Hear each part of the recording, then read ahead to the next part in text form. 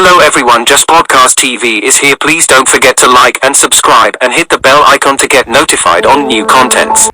Usually, ordering food was not something James needed to worry about because with Krista here, he would arrange everything properly. Furthermore, those beauties were all experts in eating. They were very particular about delicious food, so James basically only needed to admire the hotel's scenery during the entire process of ordering food. It had to be said that the restaurant recommended by Sorrel was indeed very special. Not long after he ordered, all kinds of exquisite dishes were served. The dishes here actually had a very similar taste to many of the dishes in America. This was the first time James felt that he could eat such a suitable dish overseas. Of course, it was not only James who felt that it was very good. The four girls also felt that it was very good. Then they ate all kinds of dishes and were full of satisfaction. After a full meal, Vanessa came over and asked, "Then James, where are you going to take us next?" James smiled and did not answer. He just waved his hand and said, "Girls, let's go. Let's get in the car first. I will take you to a place." When they were eating just now, Sorrel had already prepared a map of the island of ice and sent it to him. James took a look and felt that there was a very interesting place, so he immediately made a decision. And that place was located in the Fagradar volcano in the southern part of the island of ice, in the Rexus Peninsula. It was 30 kilometers away from Reykjavik, which they were currently in. It was only noon, so they could go there alone. The other attractions were closer to Reykjavik, so they could basically go there in a day. However, that was not the main reason. The main reason was, James happened to see the news saying that the volcano was an active volcano. It had a rest period of around 6,000 years, and the closest active volcano had actually erupted. This was very rare. In fact, when James was in high school, he liked geography very much, especially researching this sort of geological knowledge. In the past, his favorite school to apply to was actually a geological university. He liked to study the long years of sleeping on the rocks, but unfortunately, his score was not high enough, so he chose to go to New York City University. Now that he had had the opportunity to watch a volcano eruption at such a close distance, he naturally would not miss it. This volcano did not wait for 1,000 years, but 6,000 years. Therefore, James had to make the best use of his time. He thought that if he went a day later, the volcano there would be silent again. It would be a pity. After saying that, James walked towards the car. The four women quickly caught up with him and asked, "Where exactly are you going?" James only smiled and said, "It's confidential." But he did not answer them, which made their hearts itch. The car drove from Reykjavik all the way to the west. It had to be said that the scenery here was extremely beautiful. The light gray land and the strange rocks that looked like they had just started evolving made the group feel as if they were traveling through an outer planet. And in such a beautiful, holy land, the beauties naturally would not forget one of the most important things. They would take selfies of various check-ins and post them on their Instagram. Although it was only a short distance of 30 kilometers, there were many beautiful holy lands along the way. The girls all requested James to stop the car and get out of the car to take selfies with scissor hands. However, James did not have to worry about being a temporary photographer for them now because they all knew that his photography skills were not good. This also made James idle. When they took photos, he would be by the side, enjoying the natural scenery of the island of ice, enjoying the loneliness and desolation that was forgotten by time and space.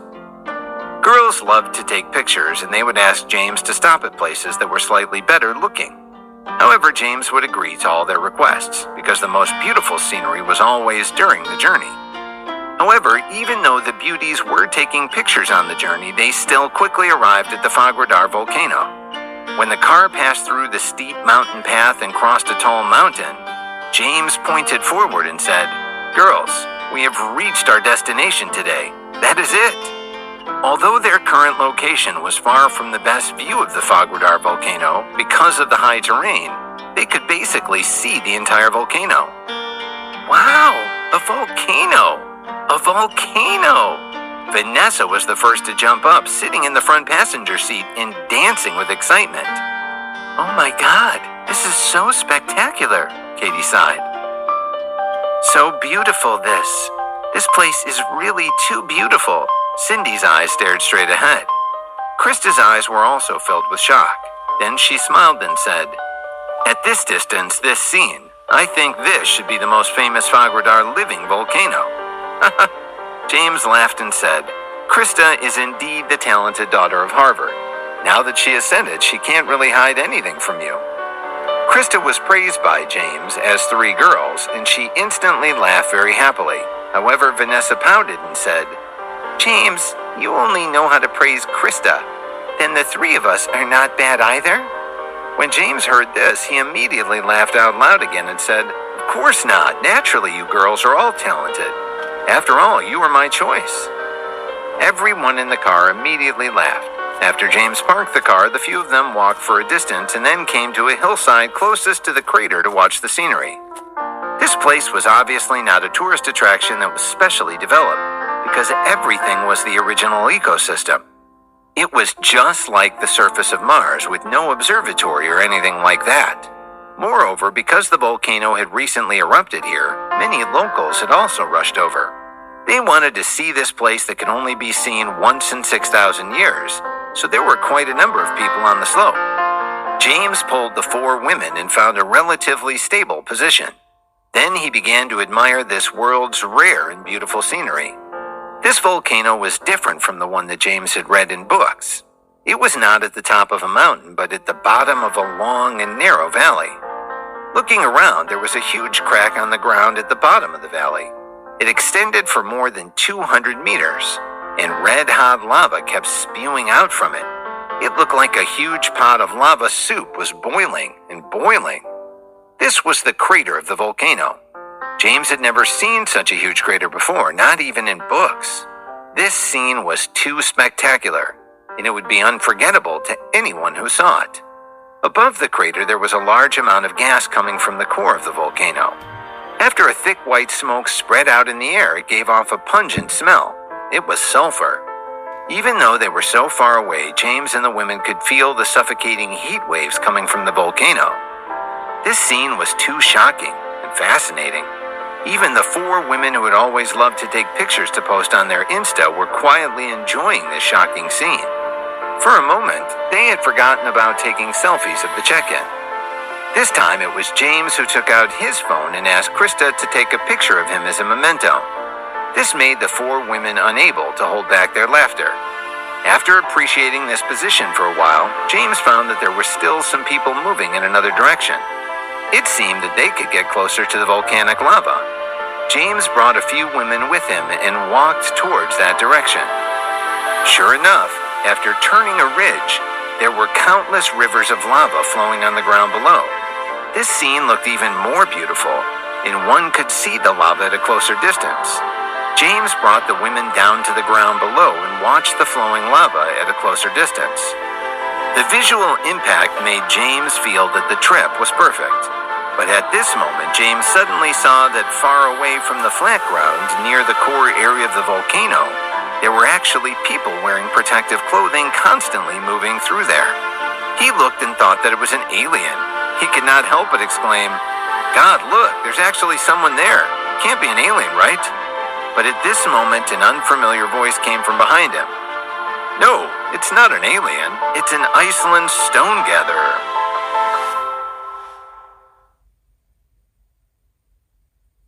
James turned his head and saw a man with an Eastern face. He was about 40 years old. "Stone picker? What is that? Scientific team?"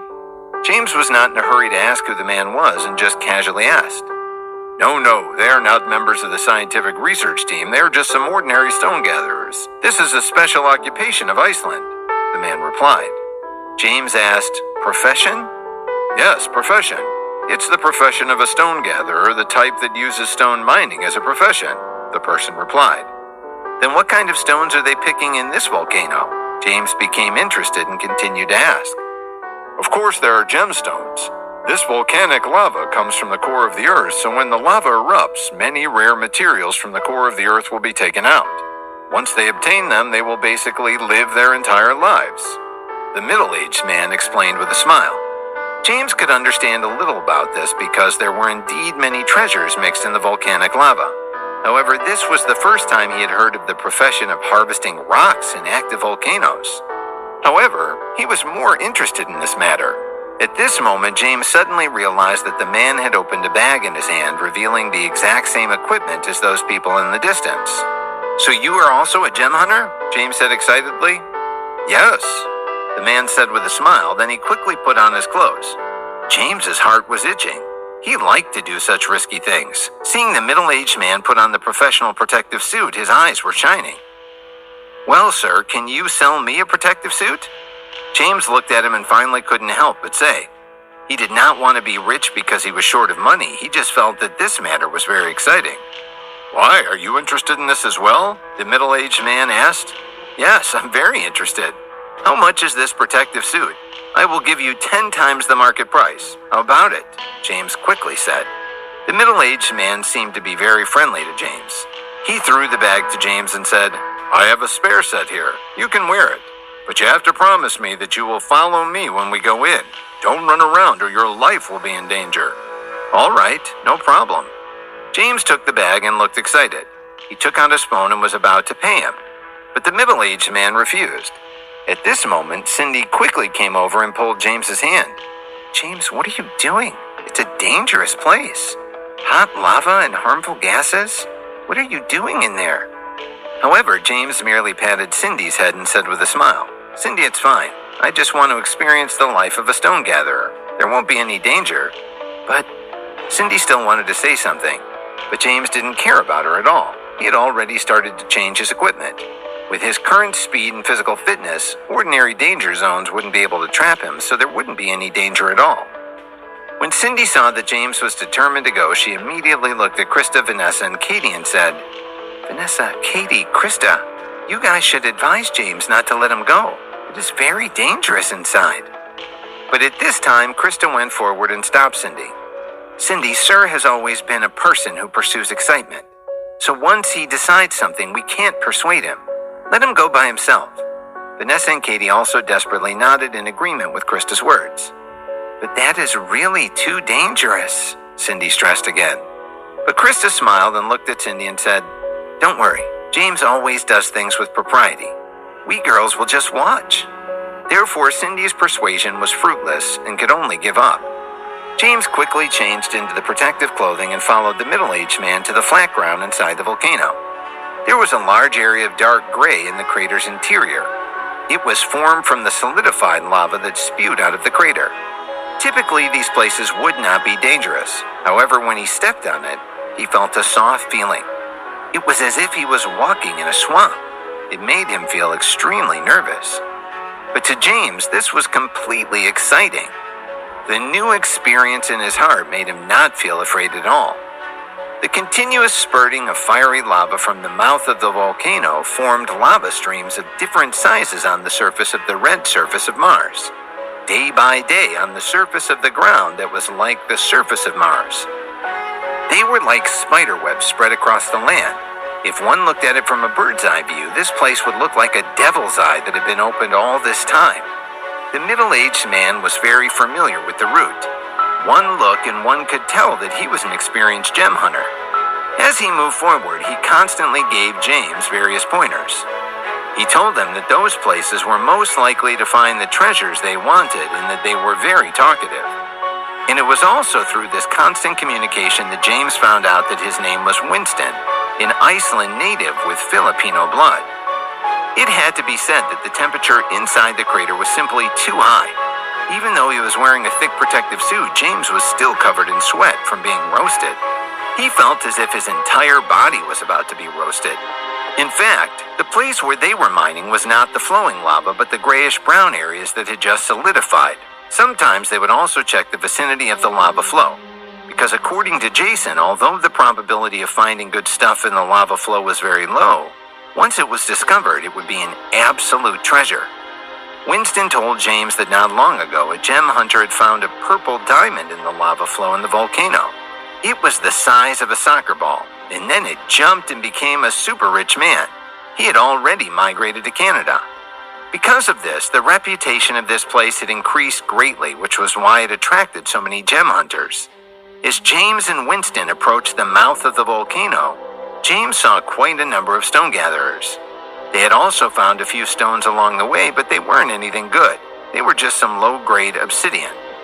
However, at this moment, as the largest crater in the center of the volcano, a large wave of high-temperature lava suddenly spurted out. This caused many of the stone gatherers to retreat one after another. Winston also pulled James and began to retreat quickly. However, there was still a large piece of lava that instantly smashed in their direction. This scene had far exceeded Winston's expectations. He was stunned on the spot. Even the few beauties who had been watching James from afar felt their hearts jump into their throats. The nearby tourists also cried out in alarm and screamed. But at this moment, James was abnormally calm. He turned around and picked Winston up with one hand and ran. He jumped 5 to 6 meters away and narrowly avoided the large splash of lava. After Winston landed on the ground, he instantly turned around and looked at James as if he was looking at a monster. His eye revealed a look of disbelief. Only now did he understand that this young man was not simple. However, at this moment, James pushed Winston, who was in a daze from shock, then pointed at the place where the large piece of lava had fallen and asked, "Winston, look, what is that thing?" Only then did Winston turn his head to look and discover the large drop of lava that had splashed over. It formed a small lava puddle on the grayish-brown ground, and at this moment, in the middle of the lava puddle, there was actually a fiery red crystal the size of a baby's fist lying there quietly. Winston's eyes instantly widened as he roared, "Red zircon! Heavens, this is unbelievable! It's actually a piece of red zircon!"